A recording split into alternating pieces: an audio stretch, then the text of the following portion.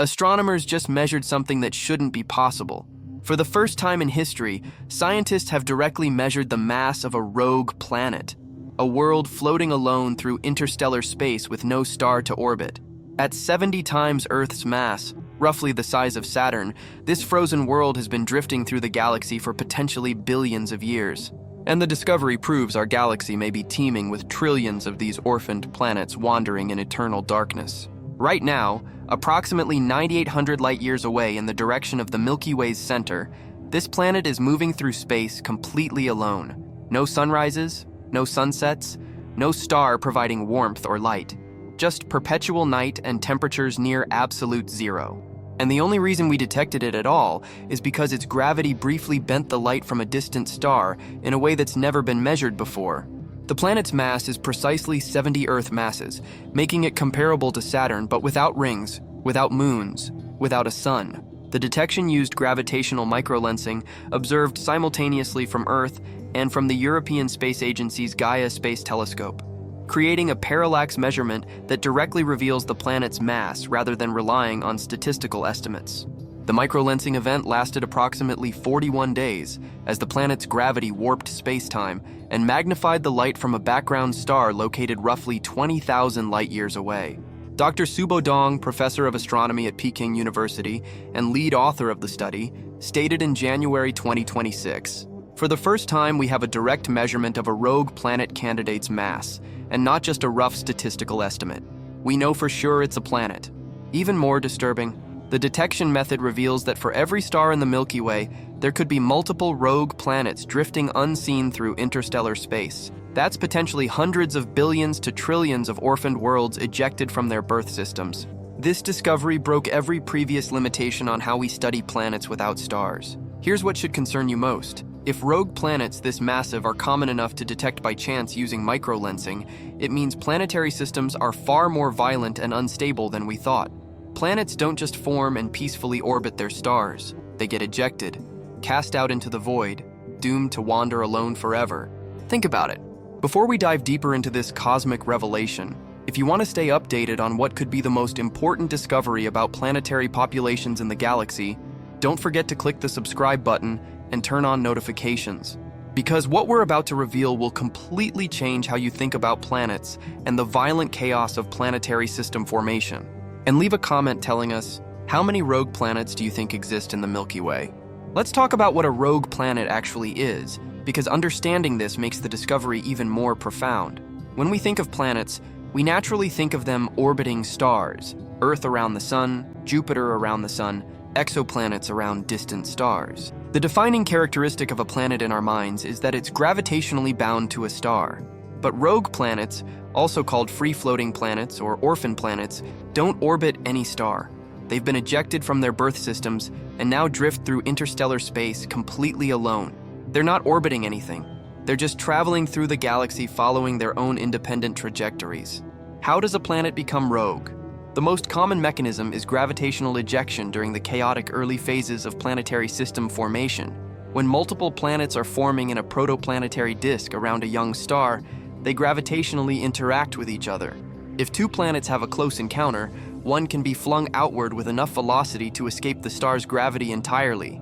Computer simulations of planetary system formation show that ejections are common, especially in systems with multiple giant planets. The gravitational interactions between massive planets can be violent, leading to crossing orbits and close approaches. When this happens, typically the lighter planet gets ejected while the heavier planet remains bound to the star, but on a more eccentric orbit. Another mechanism is stellar encounters.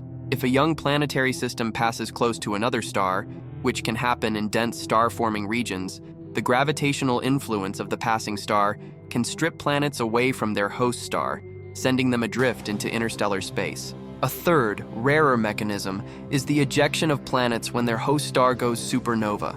If a massive star explodes, any surviving planets could be flung into interstellar space by the asymmetric explosion. Regardless of how they form, rogue planets are thought to be extremely cold and dark. Without a star to provide heat and light, a rogue planet's surface temperature is determined only by its internal heat, and the faint glow of the cosmic microwave background radiation, which permeates all of space at a temperature of about 2.7 Kelvin, just barely above absolute zero.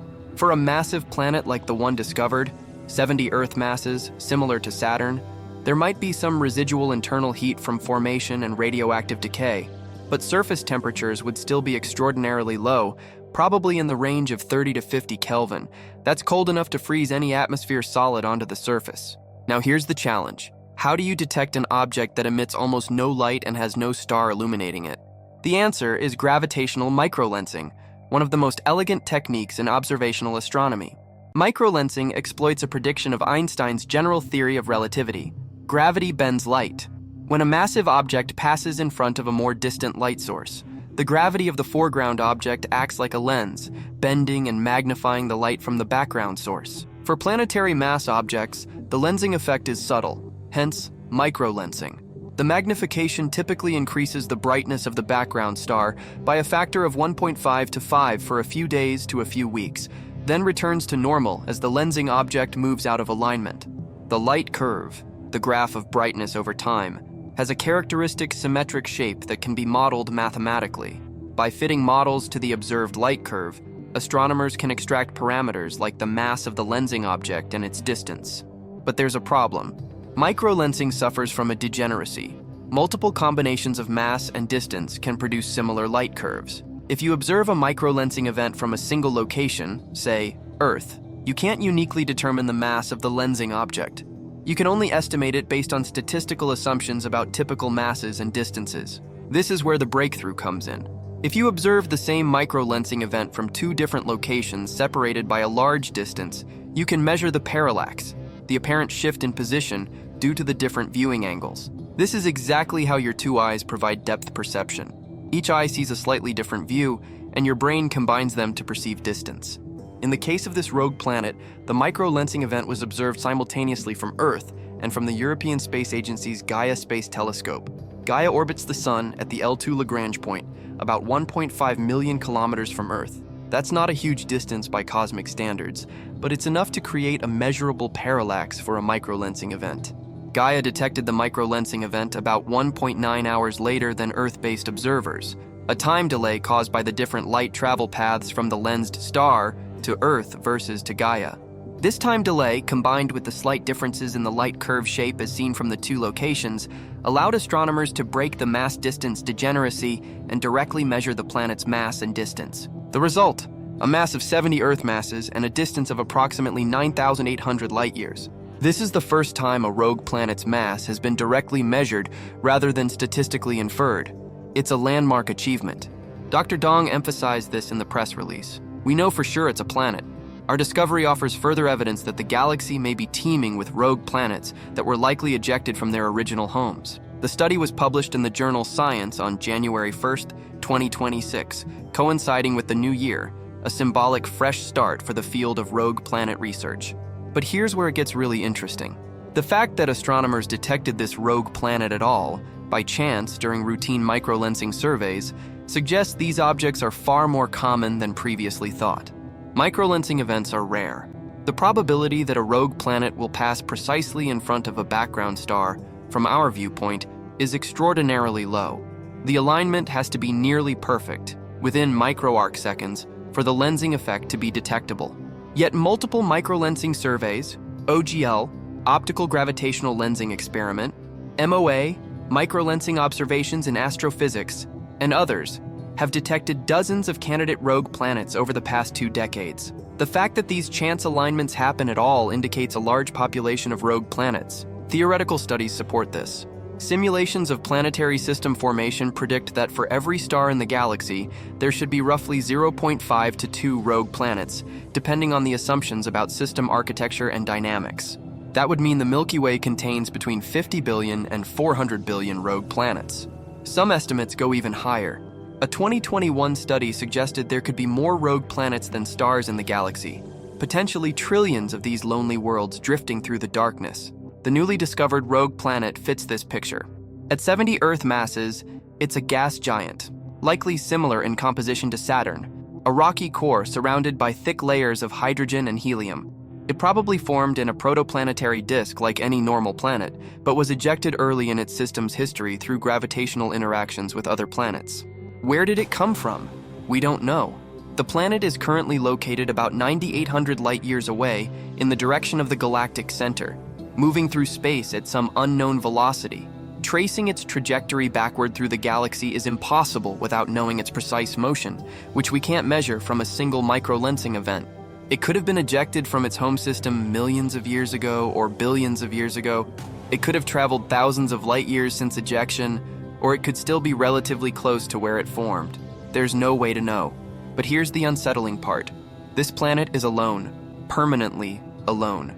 Unlike a planet in a stable orbit around a star, which experiences the predictable cycle of day and night, seasons, and the gravitational influence of sibling planets, this rogue world experiences none of that.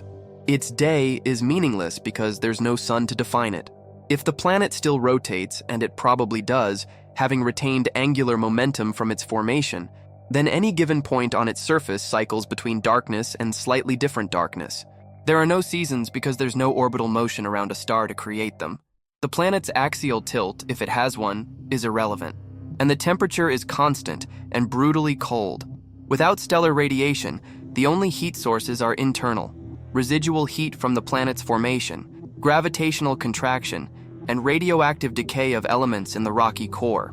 For a Saturn-sized planet, this internal heat would keep the interior relatively warm, perhaps a few thousand Kelvin deep inside, but the surface would be frozen solid. If the planet had an atmosphere when it was ejected, and it probably did, that atmosphere would have frozen and condensed onto the surface over time. Hydrogen and helium, the primary components of a gas giant's atmosphere, remain gaseous even at very low temperatures, but any heavier molecules like water, methane, or ammonia would have frozen long ago. So the surface, if we could see it, would likely be a frozen wasteland covered in ices, with perhaps a thin hydrogen-helium atmosphere retained by the planet's gravity. Could life exist on such a world? Almost certainly not on the surface, where temperatures are far below the freezing point of water, but deep in the interior, where radioactive decay and gravitational compression generate heat, liquid water might theoretically exist. Some scientists have speculated that rogue planets with thick atmospheres could retain enough internal heat to sustain subsurface oceans for billions of years. These oceans, insulated from the cold of space by kilometers of ice and atmosphere, could theoretically harbor life, microbial ecosystems thriving in total darkness, feeding on chemical energy from hydrothermal vents, much like life in Earth's deep ocean. It's speculative, and we have no way to test it with current technology. But it's not impossible. And if rogue planets number in the hundreds of billions or trillions in the Milky Way, and if even a tiny fraction of them harbor subsurface oceans and life, then the galaxy could contain far more biospheres than we've imagined, most of them hidden beneath the frozen surfaces of planets drifting alone through interstellar space. But here's the practical implication of this discovery. The technique used to detect this rogue planet, simultaneous microlensing observations from space and Earth, is about to become much more powerful. NASA's Nancy Grace Roman Space Telescope, scheduled to launch in late 2026 or early 2027, is specifically designed to conduct large-scale microlensing surveys. It will monitor hundreds of millions of stars in the galactic bulge, watching for microlensing events caused by planets, brown dwarfs, black holes, and other massive objects. Roman's sensitivity and wide field of view will allow it to detect microlensing events at an unprecedented rate. Scientists estimate that during its 5-year primary mission, Roman will discover at least 400 rogue planets, and possibly thousands depending on how common they actually are. China's Earth 2.0 satellite, planned for launch in 2028, will also search for free-floating planets using microlensing and other techniques. The combination of these missions will revolutionize our understanding of the rogue planet population. Dr. Dong noted in the press release, the new space-based facilities such as Roman, CSST, China's Space Station Telescope, and Earth 2.0 are going to revolutionize the field of microlensing and the study of free-floating planets. But here's what makes this discovery particularly significant for planetary science as a whole. The existence of large numbers of rogue planets tells us something fundamental about planetary system formation. It's violent and chaotic. For decades, we thought of planetary systems as orderly places where planets form and settle into stable orbits that last billions of years. Our own solar system reinforced this view, The planets have been in roughly the same orbits for 4.5 billion years, give or take some minor migrations. But the discovery of exoplanets over the past 30 years has revealed that planetary systems are far more diverse and dynamic than we thought. We found hot Jupiters, gas giants orbiting incredibly close to their stars, completing orbits in days. We found systems with planets on highly eccentric orbits. We found systems where planets appear to be missing, perhaps ejected. And now, with the growing recognition of rogue planets as a major population in the galaxy, we're realizing that planetary ejections aren't rare anomalies. They're a normal part of planetary system evolution. Computer simulations bear this out. When you simulate the formation of a planetary system with multiple giant planets, ejections happen frequently. The system starts with several massive planets on chaotic crossing orbits. Gravitational interactions between the planets are strong and unpredictable. Over time, the system settles into a more stable configuration, but typically at the cost of ejecting one or more planets into interstellar space. The remaining planets end up on more stable, often more eccentric orbits. The ejected planets become rogues. This process might explain some of the peculiar architectures we see in exoplanetary systems.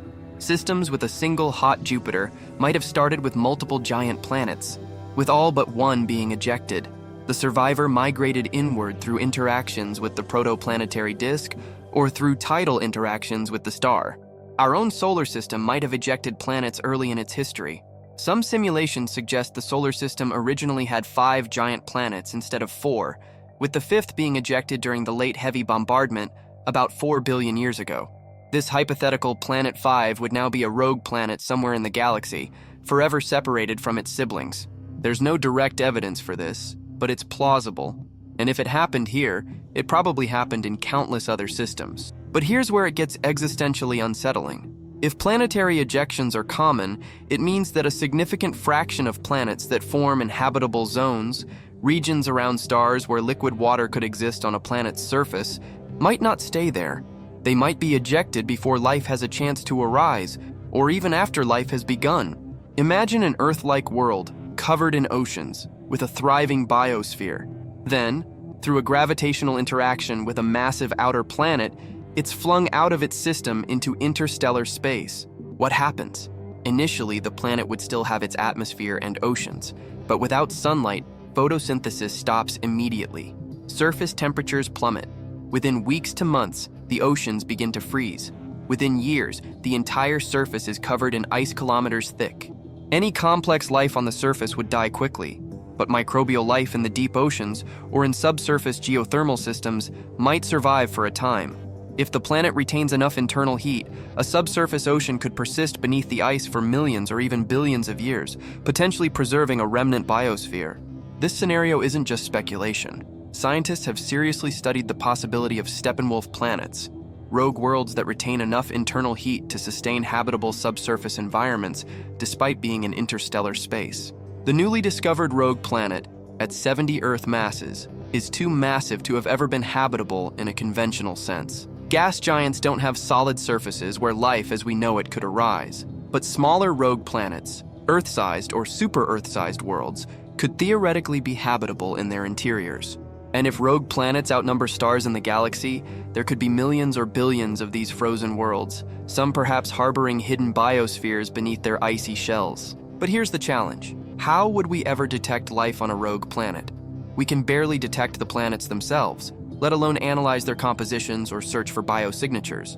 Microlensing can tell us a planet exists and measure its mass, but it provides almost no information about composition, atmosphere, or surface conditions. The planet passes in front of a background star once, and then it's gone.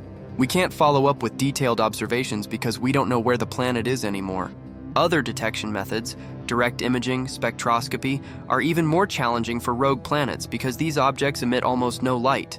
Even the most powerful telescopes can't image a frozen, dark planet floating in interstellar space unless it happens to be very close to us, within a few light years. For now, rogue planets remain largely mysterious. We know they exist. We're starting to measure their masses directly. We're getting better at estimating how many there are, but understanding their properties, their histories, and their potential for habitability remains beyond our current capabilities. That might change with future missions. Concepts have been proposed for space telescopes specifically designed to search for rogue planets through direct imaging in infrared wavelengths, where the faint heat glow from internal sources might be detectable. But such missions are decades away at best. For now, microlensing surveys with Roman and other telescopes will continue to build a statistical census of the rogue planet population. And here's the broader implication. The discovery of this Saturn-mass rogue planet with its directly measured mass is proof of concept that the technique works. It validates decades of theoretical predictions about rogue planet populations, and it sets the stage for a flood of new discoveries in the coming years. When the Roman Space Telescope begins operations, we'll move from detecting a handful of rogue planets per year to detecting hundreds. The statistics will become robust. We'll learn about the mass distribution of rogue planets, their spatial distribution in the galaxy, and potentially even how their abundance varies in different galactic environments. We'll answer fundamental questions. Are rogue planets more common in the dense inner regions of the galaxy, where stellar encounters are frequent? Are they more common in young star-forming regions where planetary systems are still dynamically unstable? Do they span the full range of planetary masses from Earth-sized to super-Jupiter-sized, or are certain mass ranges more common? These are questions we couldn't even ask a decade ago. Now, with direct mass measurements and upcoming surveys, we're on the verge of answering them. Now, let's put it all together. Astronomers have directly measured the mass of a rogue planet for the first time, a Saturn-mass world drifting alone through interstellar space 9,800 light-years away. The measurement used gravitational microlensing observed simultaneously from Earth and the Gaia Space Telescope, creating a parallax that broke the mass-distance degeneracy. This proves the technique works and validates predictions that the galaxy contains hundreds of billions to trillions of orphaned planets ejected from their birth systems. The probability of detecting a rogue planet through microlensing, requiring near-perfect alignment between the planet, a distant background star, and Earth, is astronomically low. Yet we found one. This suggests rogue planets are common enough that chance detections are inevitable. We're not saying every planetary system ejects planets, but simulations suggest ejections are a normal part of planetary system evolution, especially in systems with multiple giant planets. The chaotic gravitational interactions during formation frequently result in one or more planets being cast out. We've reached a point where even conservative planetary scientists acknowledge that rogue planets are a major population in the galaxy, potentially outnumbering planets that orbit stars.